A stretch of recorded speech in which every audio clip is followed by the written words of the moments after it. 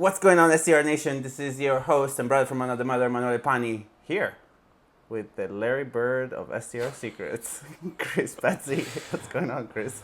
I'm I'm still toiling over that nickname, but I'm great. Yeah. It's you're in my backyard, man. I know. We're 20 minutes from home here. It's crazy. We're looking at the Ocean is right outside. It's awesome. That's Yeah. awesome. Yeah, one of we're- the hidden gems of this area, Salisbury Beach. If everybody's coming this way, there's some really good spots here. The beach is amazing. Yeah, I didn't even know this place was here, but I'm very glad to be here. It's a beautiful view. We just got done with our boardroom event in Salem, which was a lot of fun. It was a packed 3 days. We had some great guests, some great speakers, which was a lot of fun. I really enjoyed it.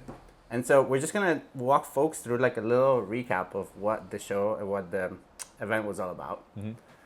And so to kick it right off, I'll walk you through my favorite part of the couple of days.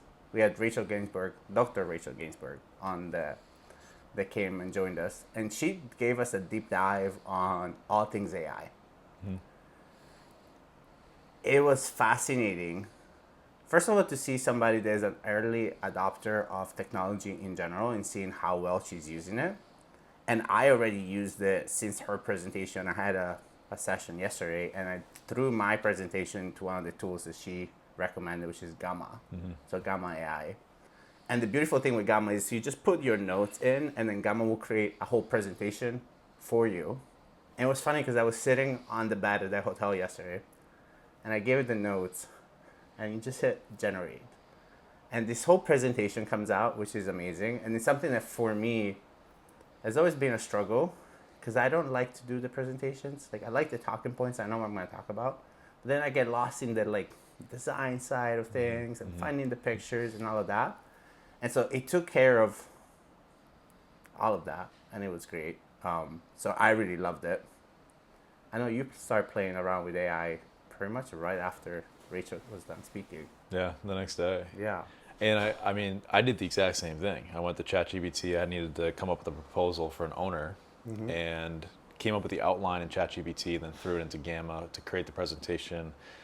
And one of the principles that she shared that I think is going to be really helpful for folks to understand is use AI with AI to create what you're trying to create.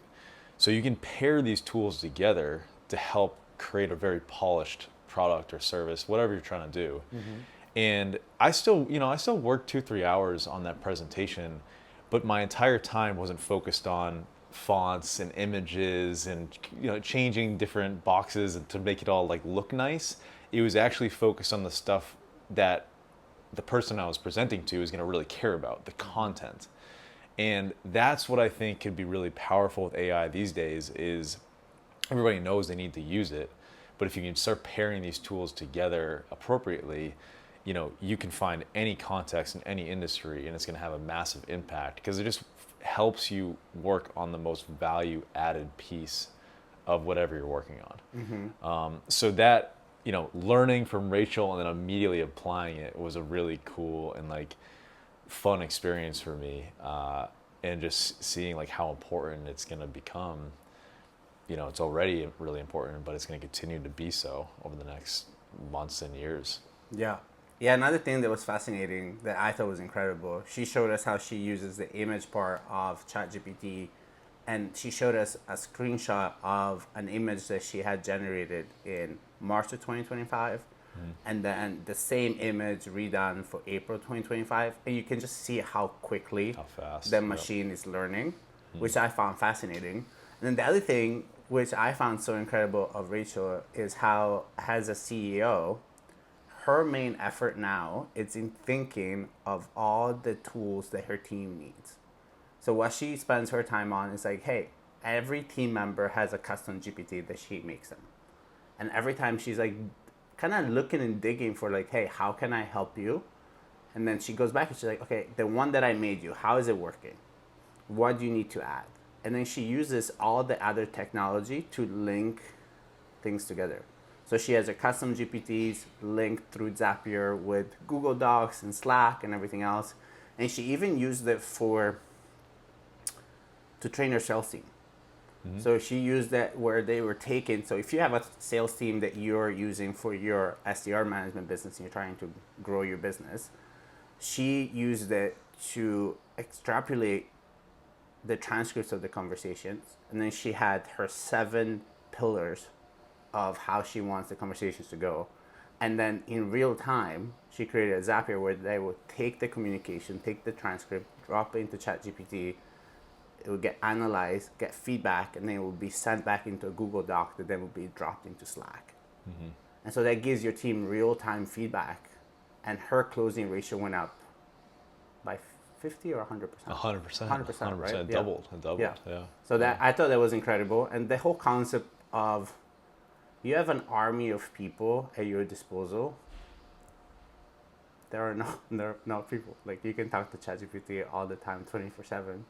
And she even used it for review response. And so she would take it in and drop the reviews because I don't know when's the last time that you answered a review. I haven't answered one in a long time, right? But it's one of the things that I remember is a really daunting task because you just don't know what to say. You don't necessarily want to say the same thing every time because then people go through your profile. It's like, ugh, this guy answers the same 2 things every single time somebody reviews. So it doesn't sound genuine. And so leveraging chat to do that was amazing. Well, she created a what's called a custom GPT, which is cool. Like ChatGPT is access to everything, but the custom GPTs are tailored to whatever you want them to be. So you can create a public review replier custom GPT, and you can give them examples and brand tonality.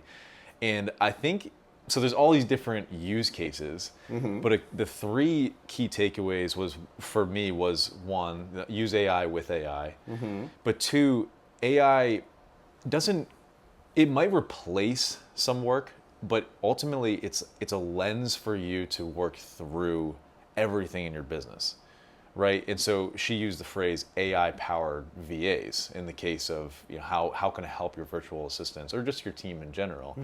And the third point, which really ties into what Mike was talking about beforehand around leadership, is AI-driven leadership and how we as leaders, we need to give ourselves space and time to think and build and be creative with this stuff. But almost more importantly is you have to start to encourage that behavior in your teams and make that kind of your MO. So I thought those 3 points were the things that I took away as like key nuggets. And then obviously there's a lot of tactical use cases and tricks and tips along the way that, tomorrow is probably gonna be totally different. So, no, 100%. But the principles are very, transcendent going forward. Yeah. So this episode is dropping on Monday. Probably by next Monday, everything we talked about. Yeah, everything was just. It's gonna be obsolete. Your example is obsolete. Yeah, obsolete. The last thing on the AI stuff that I thought was really cool is this tool called Napkin AI. And Napkin AI is awesome because it allows you, a lot of times when you're talking to owners, you have very complicated things that you're trying to walk them through. And some people would rather see it in like a flow chart or something that is more easily understandable. And so what Napkin AI allows you to do is you drop everything that you're going to talk about, even if it's complicated. It'll create a super cool kind of flow chart, which I wish I knew a couple weeks ago because I decided to do something like that for another presentation. So Rachel was amazing. And it was such a great example of working on the business instead of in it for me, right? Like such a great reminder. And talking about people that work on the business and not in it, we also had Mark. I don't remember his last name, so I apologize. But he's the CEO of Minoan.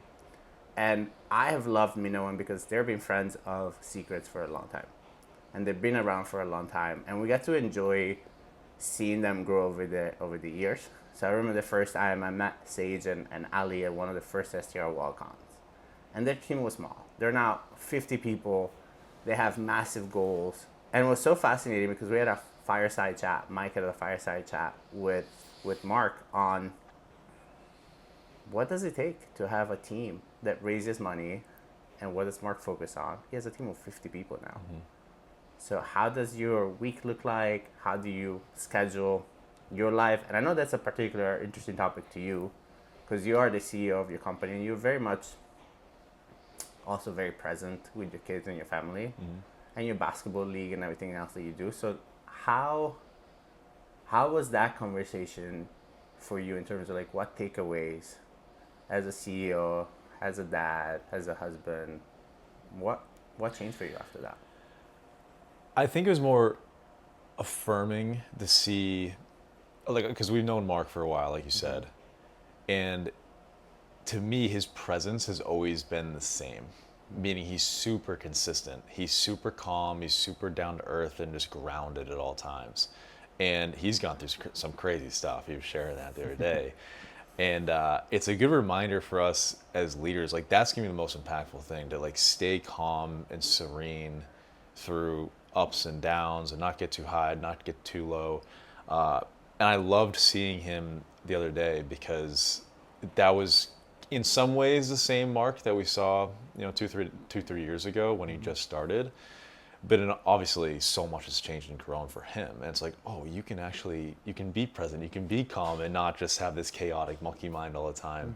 And I think that's really cool and something to take away, like that consistency and calmness and presence, that executive presence that he shared. It lets the team grow naturally from that, right? And I think that's a really strong takeaway. Just for me personally, as we've grown and a million things are going on, it's important to just have that reminder in your back pocket that, hey, the most important thing here is to stay calm to this thing. Yeah. Yeah, I love that. The other big thing for me was the concept of sometimes you have great players and they'll naturally outgrow the company. And that you can't change the company and the goal and the visions to please the player. And I think a lot of the times that will be the natural response when you have an A player and you know that they're looking for something else. Especially when you realize how difficult it can be to find A players of that level. For you to start a conversation as, wow, what can I do? Like, how can I keep you? Like, how can I change? But that is not how you should do it, because then you compromise the integrity of the team and the vision. And the other thing that I love, because we asked Mark, has the summit changed for Minoan? And his answer was beautiful. He said the summit is the same, but the base camps have been unknown. So whereas before you think okay, I'm going to stop here and I'm going to stop there, I'm going to stop there. He's like, the only thing that's been the same for Minoan has been what the summit is. The base camps have been absolutely just random, and sometimes they're very, very difficult. So yeah, it was fascinating. And then the other thing that I love about Mark, because we asked him, like, what do you learn? Because for us, I think as CEOs, it's important for us to continuously learn. And one of the things that he shared that he loves to learn, which I agree, I listen to a lot as well, is just stories of other CEOs and other companies and how other founders have made it. Because again, it helps you keep stuff into perspective. So he brought the example of Sony, and the Sony was founded after World War II in Japan, nuclear weapons, right after all of that. So it was fascinating to keep that in the back of our mind, right? From there, so we have a tool that we call the Legacy Scorecard, which is part of the boardroom. And the Legacy Scorecard tracks 4 main categories. We tracked wealth, health, love, and impact. And so we had what we call the hot seats. And we had a lot of masterminding. That's probably my favorite part of our boardroom events. And I would love for you to share your perspective on hot seats and masterminding and why that is so important and pivotal for your business. Well, it's amazing how your business can leapfrog just by being in the right room, versus where I think the trap is sometimes for entrepreneurs, people that are really growing their businesses, they bang their head against the wall, moving it forward. But if you take the time and space to just sit down and have a conversation and just be curious, ask the right questions, go in it with intention, there can be some breakthrough moments. And one, as a personal example, Dave shared, I think we've all kind of been here, where we have a relationship, we have a conversation with somebody and they're telling you a problem, and your instinct is you just want to go in there and help them, right? But context matters a lot, and he had the kind of he didn't say this the three H's, but it was the three H's. It was, do you need a hug? Do you want to be heard, or do you need help? And we want to help, but sometimes they just want to be heard. And I think that was a really powerful nugget that I took away from that conversation, and that came out of the hot seats and the masterminding. And it can work with personal relationships, it can work with professional relationships. Maybe you won't be asking your colleagues if you want a hug. Depends on the colleague. Depends on your HR policies in your company. Yes. But that concept, I think, is so valuable because, you might have good intentions wanting to help, but that might not be the right solution in that moment. And that was a really clear takeaway for me personally. But that's the value of having that open space and time versus just having it be the speaker series and absorbing a bunch of content, but not actually talking about where you're at, And so that masterminding time, that hot seat time, allows you to have personal breakthroughs a lot faster, in my opinion. Yeah, absolutely. And I think the biggest thing is also in understanding how relationships are relationships, so they don't really change. And one of the big things that we talked about in terms of teams as well, is your team just wants to be heard. And one of our members brought up a point, and he used the words like, I feel like that was a stupid problem.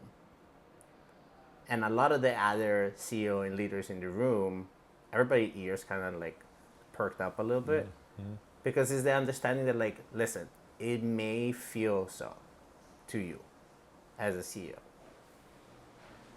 And that doesn't matter. Because if it's something that is a big deal for somebody else, you have to address it. Because if your team feels like their problems, which are real problems to them, are stupid to you as their CEO, in my mind, two things are going to happen. One, they're going to stop being committed. And two, they're going to feel like you don't care. Probably the don't care will happen first, and then they'll stop being committed, right? And again, we are only as good as our teams, and we can only grow this business through other people. So it's like, how do we stay mindful of that perspective, right? Which kind of leads me to one of our last talking points, which Mike brought up and kind of talked about, which is the 5 levels of leadership, or the five dysfunctions. The 5 dysfunctions of leadership. Yeah. Right. And so, number 1 is like, does your team feel like they trust you? And does your team then feel like they are comfortable expressing? Which then goes back to the stupid comment, right? It's like, if I make you feel like the things that you bring up are stupid, in the future, are you going to express yourself or not? Right? I know you spend a lot of time in leadership, and that's actually your biggest probably amount of time when I look at how you spend time in your business, right? Yeah. How was going through the 5 dysfunctions impact how you look at your team and their conversations? Well, I think it's to lay them all out, right? Yeah. It's building trust, Yeah. fostering conflict, Yeah. commitment, accountability, and results. Yeah. And I think a lot of times we'll look at results or accountability and say, that's the problem. But if you look at the 5 dysfunctions, it's a pyramid, and the base is trust. Have you built that trust first? Right? Have you fostered an environment where people feel comfortable bringing up conflict with one another? Not even necessarily you, but peer to peer. And if those 2 things aren't happening, then you're going to lose commitment. You're going to be afraid to hold people accountable because you haven't fostered that environment of conflict. And then there'll be inattention to results.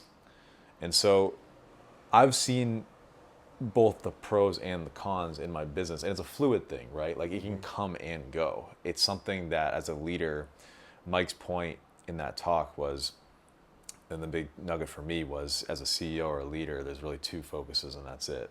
And it's culture and it's people, right? And you can lose sight of that, especially, I love how it tied back to the AI conversation. If you're just like building stuff and having fun and building solutions, but then you lose sight of like, hey, your true job is being a leader and taking care of your people, that's where breakdowns in that pyramid can happen.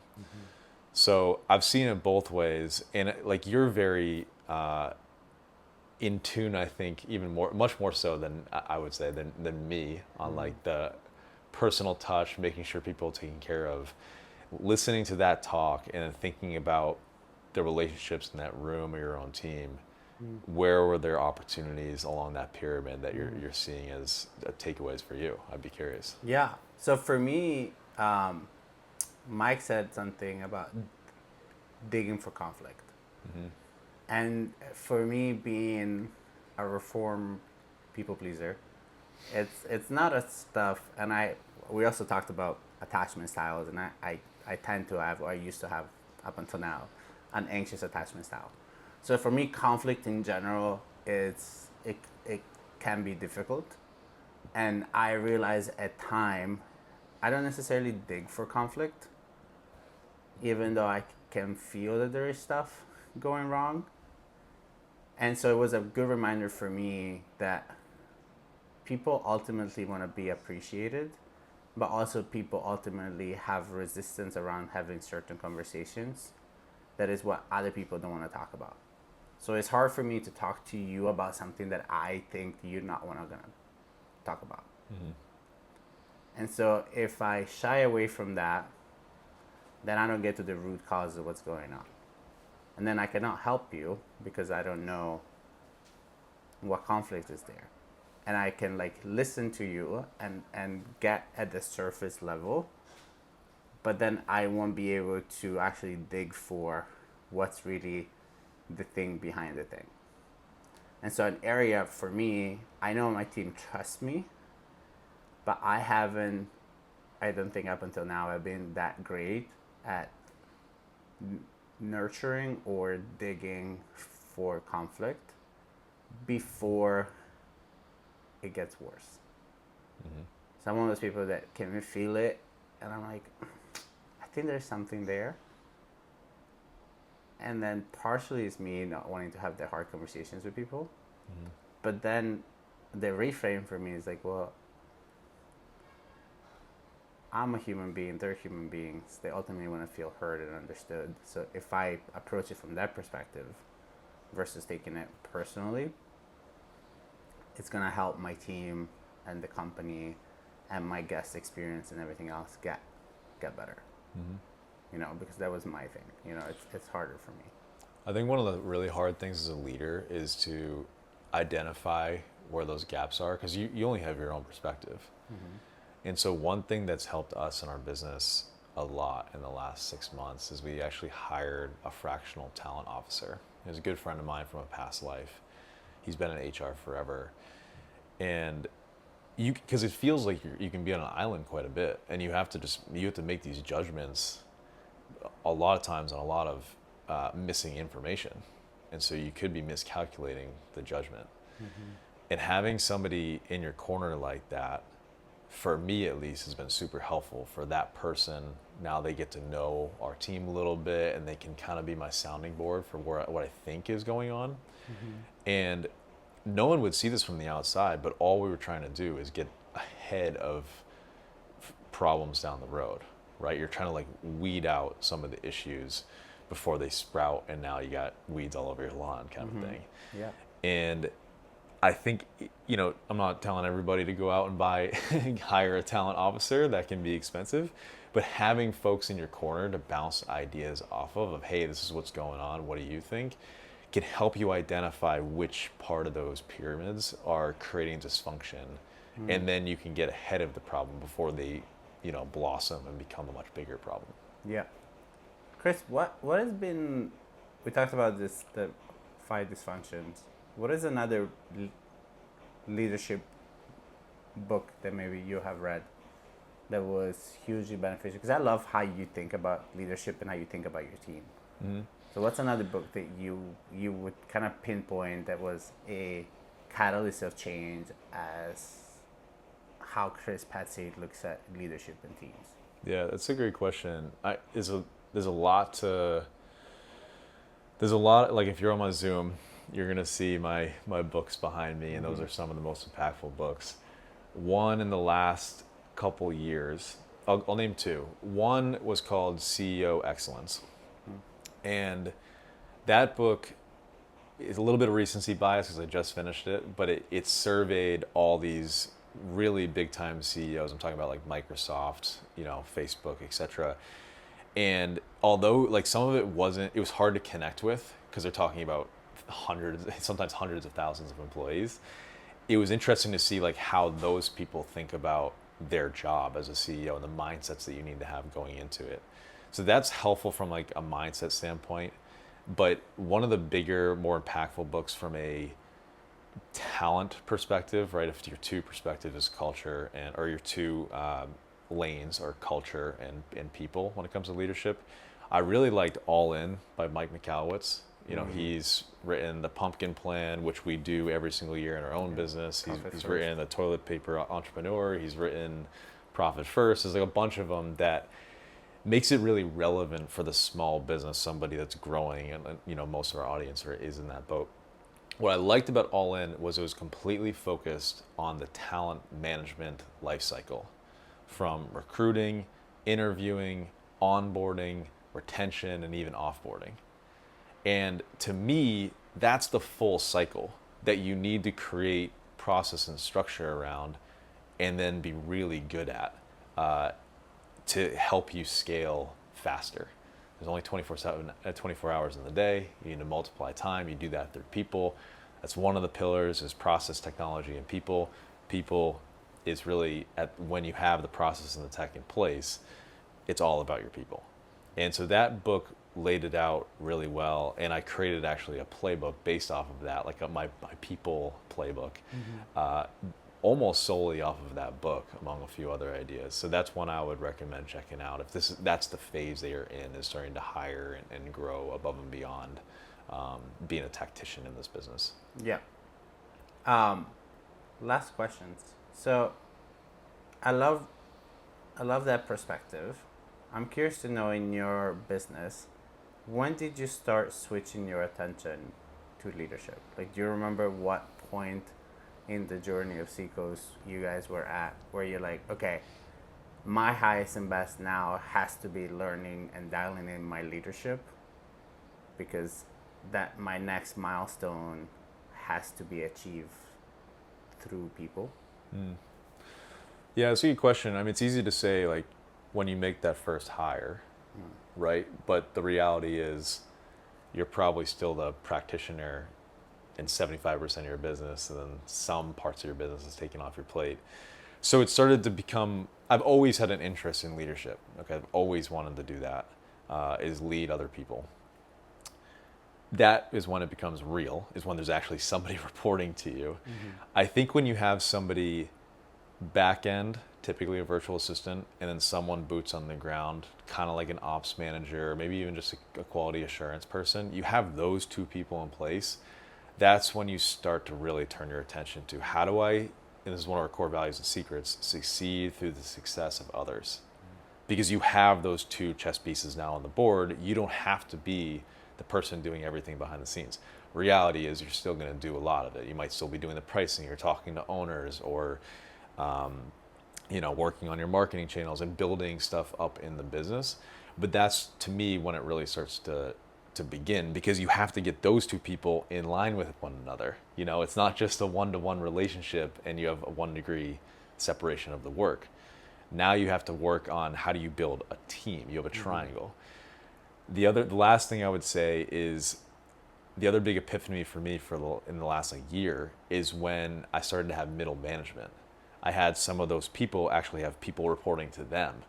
And then I was like, okay, shoot, that's a whole new level of leadership, because I have to teach them how to be leaders. It's not about teaching other people how to do guest communications or marketing and revenue management. I'm actually teaching them how to lead, which is a way harder skill set to learn, especially if you've never done it before. So those are like kind of the phases and the levels of it. But I've always been attuned to leadership. I've wanted to lead, even going back to playing basketball, I was captain of my college team and in high school, and it was always an interest of me to lead other folks. Yeah. But you got to have an interest in it, and then it becomes very, very real when people start to report to you. Yeah, I love it. That's why I call you the Larry Bird of STR tickets. Larry Bird, the Larry leader. The Larry leader. Last question for you. I know there's a lot of people that go to conferences and masterminds and events like this. You've done, I think, every single boardroom event that we have put together. Almost. I would say, right? Maybe you've missed one. How do you get the most out of an event like this after it? So like, how do you look back at the days and events? Because I remember going home from events and having notebooks worth of notes that honestly, guys, I've never opened again. Right? And so one of my things was when I fly home now, I'm in the habit of going through my notes, rereading everything, and then creating action steps based on the stuff that I learned. But I realize also that if I don't do it on my way home, once I hit the ground, it's completely different. So I'm curious to know what that looks like for you. Also because, again, you're a dad, you have 3 kids, you're married, the Celtics are playing, right? Oh, There's yeah. a lot of Season stuff. 7. We'll find out, I guess, Monday. There's a lot of stuff going on. So how does Chris make the most out of events, masterminds, conferences? I like what you said about habit. I think it is a habit. Too many people go to events, they get juiced up about it. They go back and they go back to the status quo. And it's a really hard thing too, because you go back to the environment that was there before you left for the event. So you're coming back to the past life. I would encourage a couple things. One, the faster that you can go and apply something. So the AI example was great because the next day I had a real example where I can go leverage it. The faster you can go and apply and experience it for yourself, that's going to be your best teacher, right? You consume the information, then you apply it, and then there's a feedback loop to that. So that's one. 2, creating the habit of giving yourself space and time. Something I've struggled with for sure, but Dr. Rachel even said it. She said, this might be unorthodox for some, but I don't take meetings on Monday. I don't take meetings before 12 on any other day. So on the way back home, it's like, okay, let me look at my calendar and clear out some space and really start to set boundaries for yourself so that you give yourself space and time to think through these. Because we know that thinking is the real power that you have as a leader. It's not the doing. So those would be a couple ways to come back from events and start to actually leverage the information that you're learning. And then the last thing is, like, one of the beautiful things about our boardroom is now next Thursday we have a call together again, and there's going to be accountability. And because we have a scorecard that shows us our progress, thanks to your beautiful work and Mike, we're going to have a way to track some of the tangible results of the lessons that we learned during that event. So you need all 3 of those. You need the habits, you need the space and time, you need the accountability to hold you to what you said you're going to do. And then you don't just have these spikes of excitement 3 or 4 times a year. You stay consistent. And kind of like James Clear says, like, 1% improvement can create this exponential improvement in your business in over a year's time. So if you just focus on the habit and you do that on a week-to-week basis, you're going to see results. But you do have to come back from those events and actually go and apply some of the things that you're learning. Yeah, absolutely. Yeah, and again, it was a great event. It makes me super grateful that I get to spend the time with you guys. And I think my favorite thing, actually I know my favorite thing, it's just been witnessing, Mike and I were talking about this yesterday, is witnessing the growth of that room. And Mike and I both feel very proud because, again, it has nothing to do with us.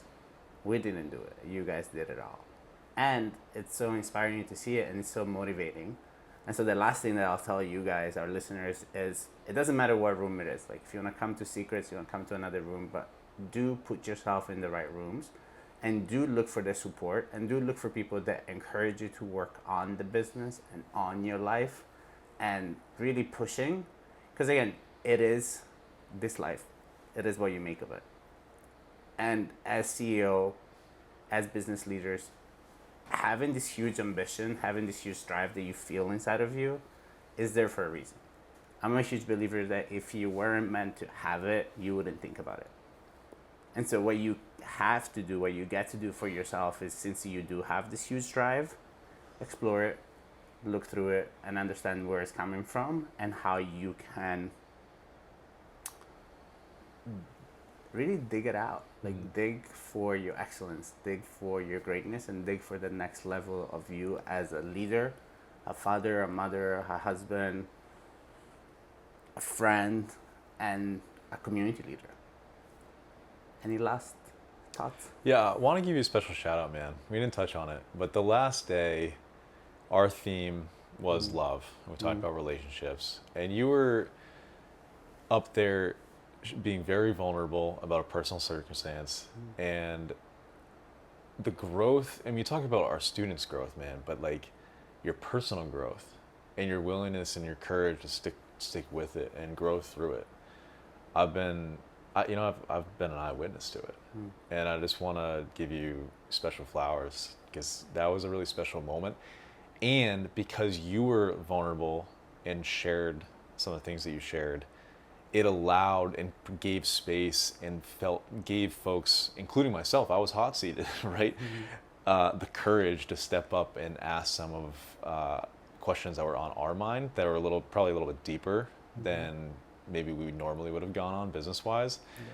But you created that environment for us. So I appreciate you doing that. And it's been an awesome journey just to go along with you and see it with the students, but then also just personally. Yeah. Thanks, man. That means a lot. One of my early philosophies from a mentor of mine was that which we're most embarrassed and ashamed to share is that which we most have in common. And we're all human beings having the same experience in different ways. And so for me, I always find a lot of comfort in my ability to share because then it allows me to know the human being that I'm sitting across versus the human doing. Because it is my truth that if I share with you my doing, I get to know your doing. If I share with you my being, I get to see who you are. And so for me, that is where that comes from. And it gets uncomfortable. You know, I had some moment that was a little bit hot. I had to take my glasses off because they were fogging up. But it was necessary. But yeah, I do hope you guys found this episode useful. And you'll see more of Chris in the future. Him, I, and Riley are going to be taking care of this show. And we look forward to seeing you guys next week. Ciao, guys. Ciao.